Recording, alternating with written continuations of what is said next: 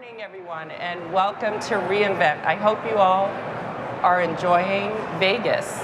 Really glad to see you all here today, joining us for this fireside chat, where we'll explore the pivotal topic of reinventing energy and unlocking innovation through inclusion.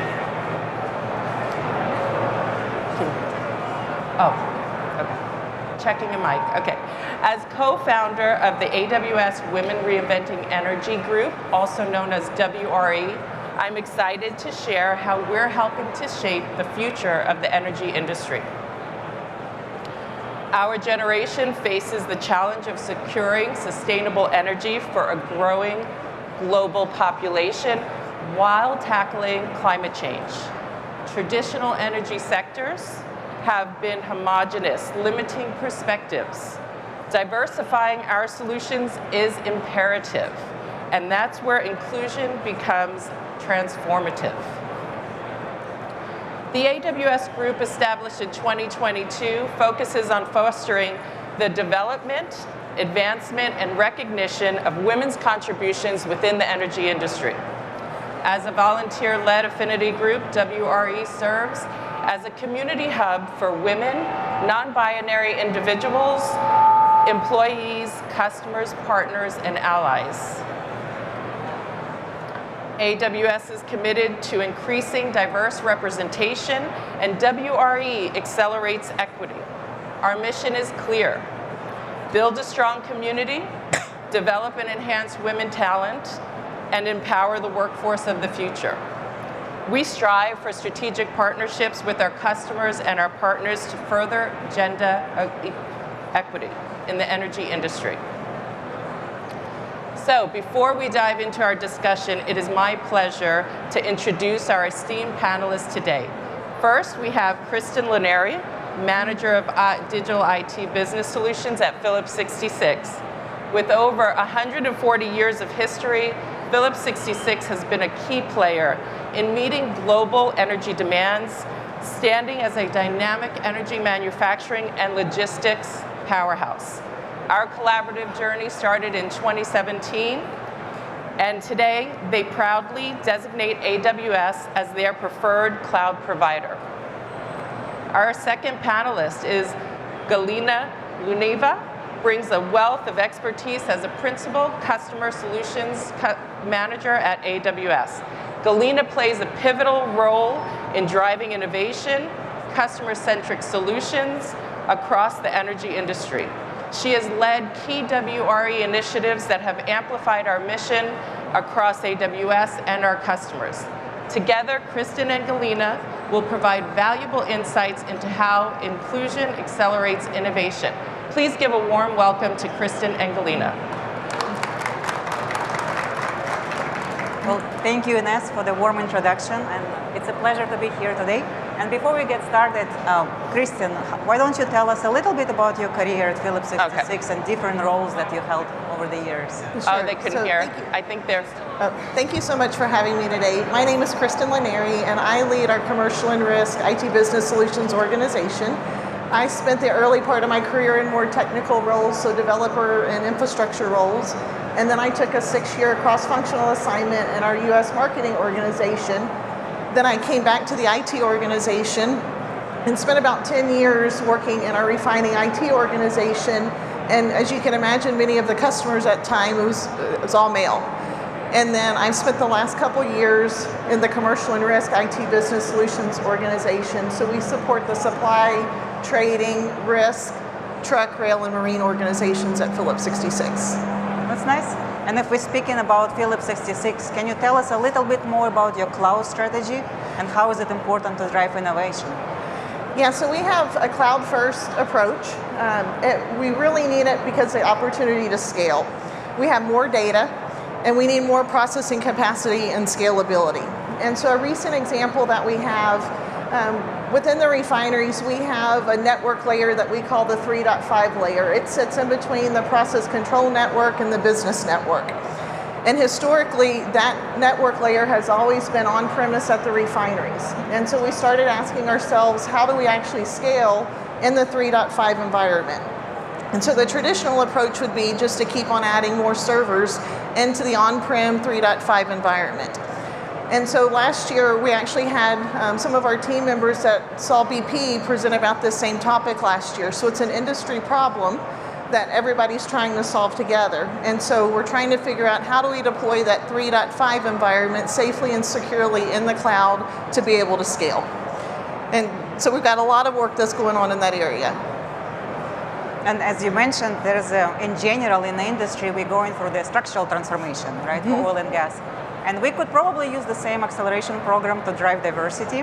So I wanted to see, how do you see gender diversity being important to drive innovation and reach your commercial goals as well?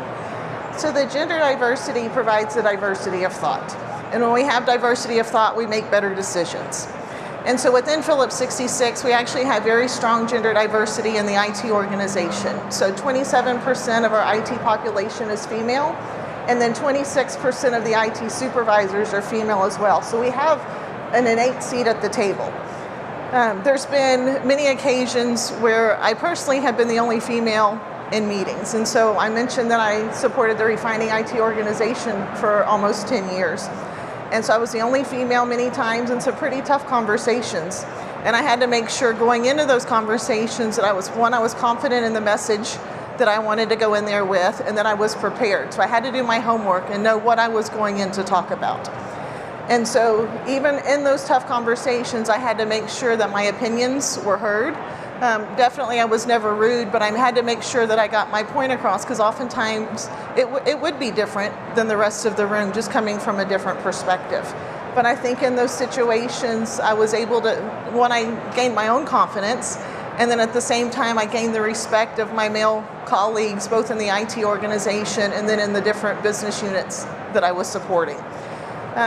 So, one of the main things there is you've got to feel confident in your own abilities, but you also have to know when you're not the right person to be able to answer those questions, and you have to know when to bring in the subject matter experts.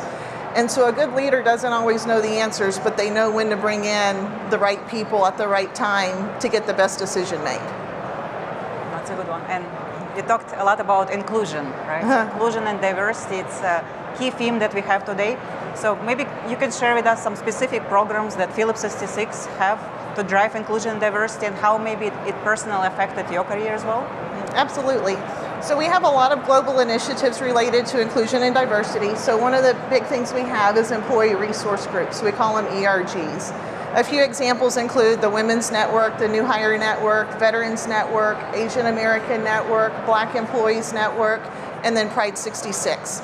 And so each of those are set up around a shared set of experiences. But there's three main areas that we focus on. So it's developing, attracting, and connecting with individuals. So we want to develop our people internally.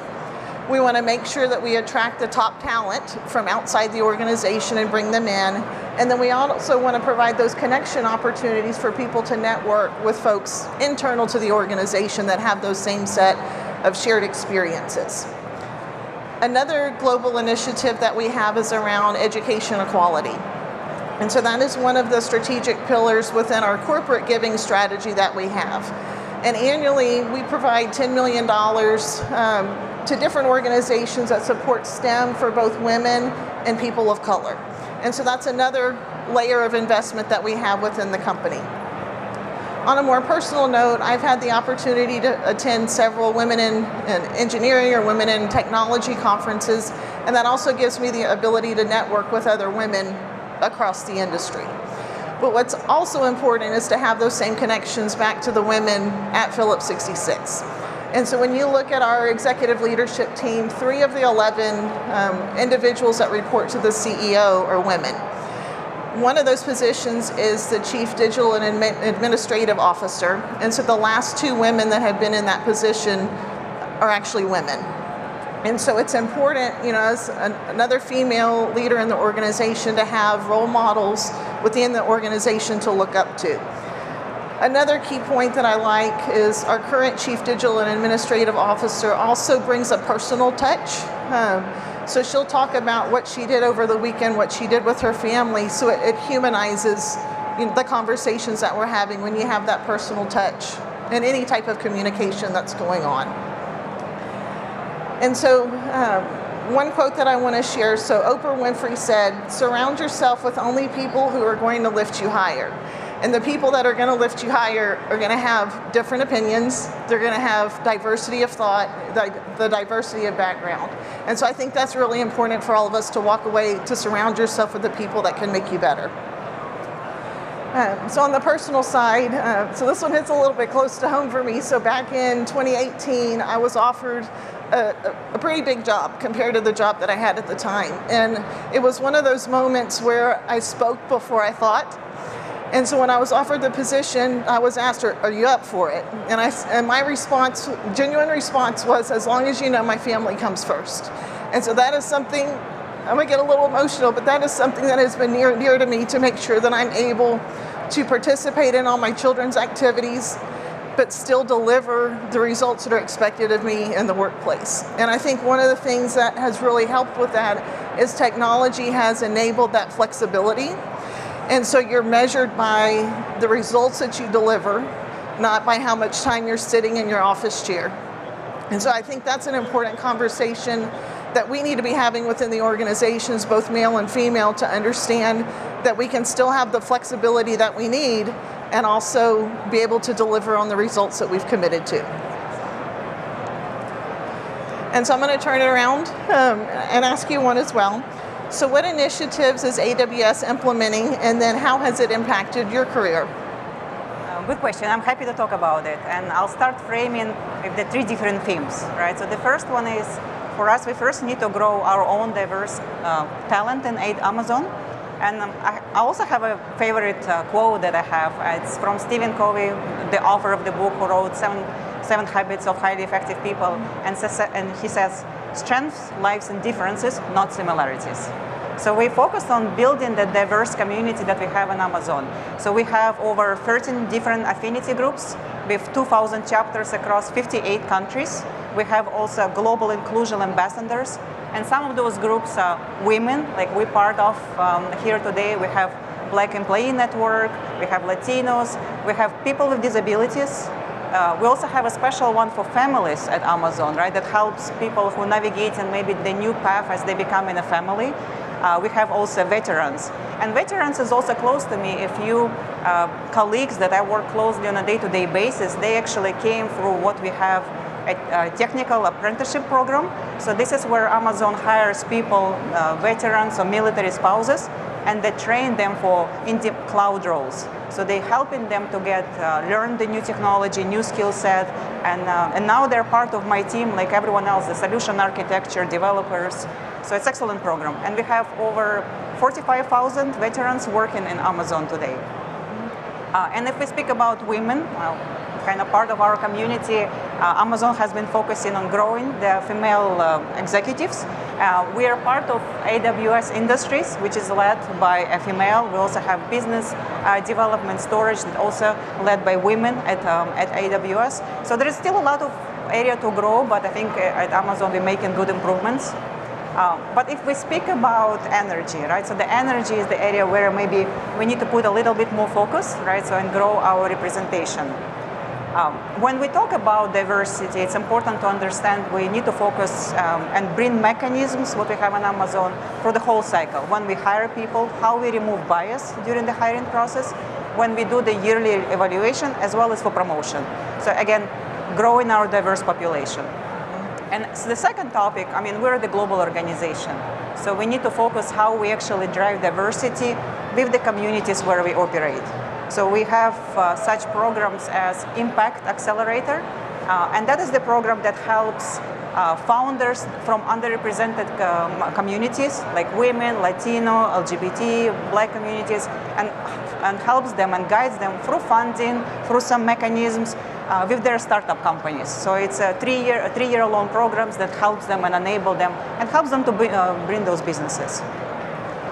With the energy specifically, Ines have mentioned earlier that we have women reinventing energy, part of the panel today we're presenting, but there is still room to do more.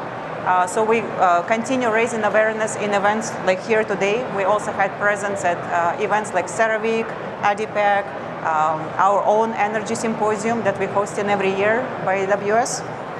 So a lot of things to do. We're here also in the technology conference, right? So we also look and see how we can use technology to drive impact.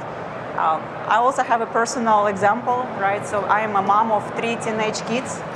So lots of sports activities, schools activities. So for me, having this flexibility, work-life balance is important. And with the cloud technology, I feel like I'm empowered to do that. I can work anywhere at any time, right? I can take care of my family commitments, my kids' commitments. Again, as a woman, it's important for me to drive my career, and I can still grow on my professional path.